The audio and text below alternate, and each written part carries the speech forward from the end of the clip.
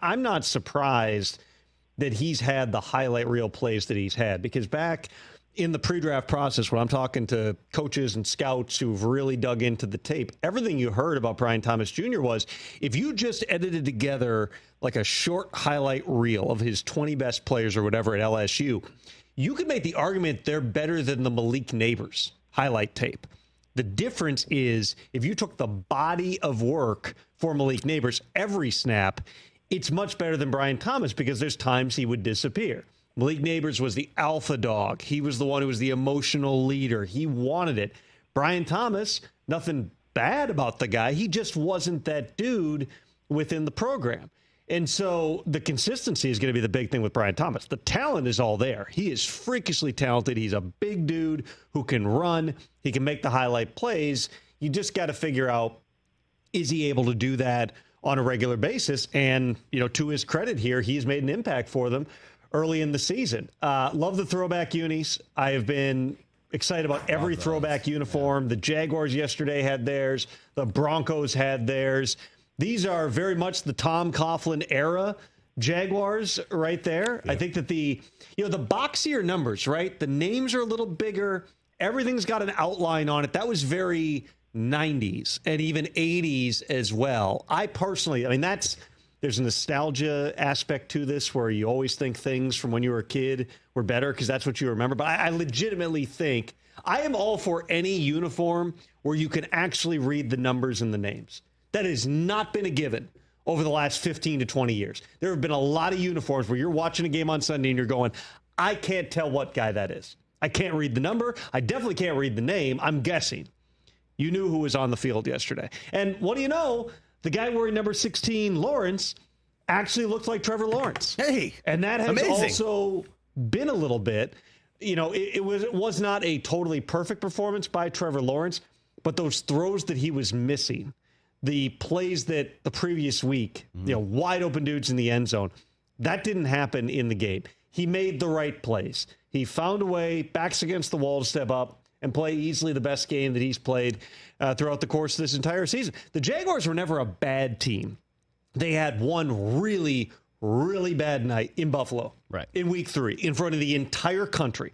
Every other Jaguars game is at 1 o'clock Eastern on Sunday. Most of the country doesn't see it. So they didn't see them fritter away a lead against Miami in week 1. They didn't see against Cleveland in week 2 the way that game escaped them. Yep. Then you get into, obviously, the Buffalo game. And then Houston, again, they're in that game. They're up in that game.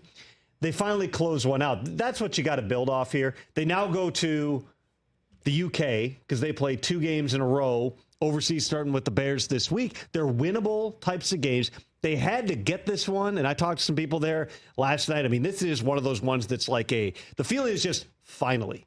Relief. Like, finally you get a win. Yeah. That plane ride would feel twice as long if you're 0-5 versus 1-4. Defensively, they're still really struggling. That's the biggest issue with the Jaguars right now. It's not Trevor Lawrence. Yeah, he can't play the way that he did in week 4, but this looked like him. And they did it without Evan Ingram yesterday, too. So you're going to get Ingram back. Tank Bigsby looks excellent. Beast. Yeah. He looks like the best running back they've got on that roster. Agree. The defense has to get better. And they're going to face a guy in Caleb Williams who's coming off the best game that he's had in the NFL. Yeah, Trevor Lawrence, career-high passing yards. He hit for 85 yards on a touchdown. That helps. Another 60-yarder to Christian Kirk. Hyperbolic, sure, but do you think that saved Doug Peterson's job yesterday? I don't think that there's any one game that's going to save Doug Peterson's job. I don't think he was getting fired before a 2-game trip to London, but it certainly helps to get that win. And now if you can win these 2 in London, or at least win 1 out of the 2, you're still afloat as you get toward midseason. There's not a lot of precedent for taking an international trip with an interim coach. So anything that was going to happen probably wasn't going to happen before this trip anyway.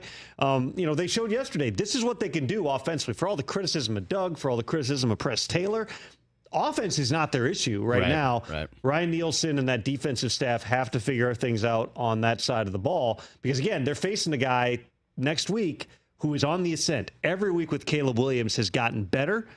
They got a lot of talent on that Bears offense, and maybe they're starting to figure out some things. Yeah, Joe Flacco looked like MVP yesterday. That run by Joe Flacco, man, insane. Was something. Like, no one's catching him. It's a 21-yard run, but he runs like an actual distance, like 50 yards, because he runs all the way from the right side across. of the pocket across the field. He reached, what is it, the next 22 miles an hour? No, that was Brian Thomas. Brian Thomas was the fastest player in the NFL. Something fast. No, it was like almost 17 miles an hour, which was the fastest run of Flacco's career since they started tracking. Faster than I'm going at my age. Yeah. Catch the Rich Eisen Show every single day on the Roku Channel, 12 to 3 Eastern, for free.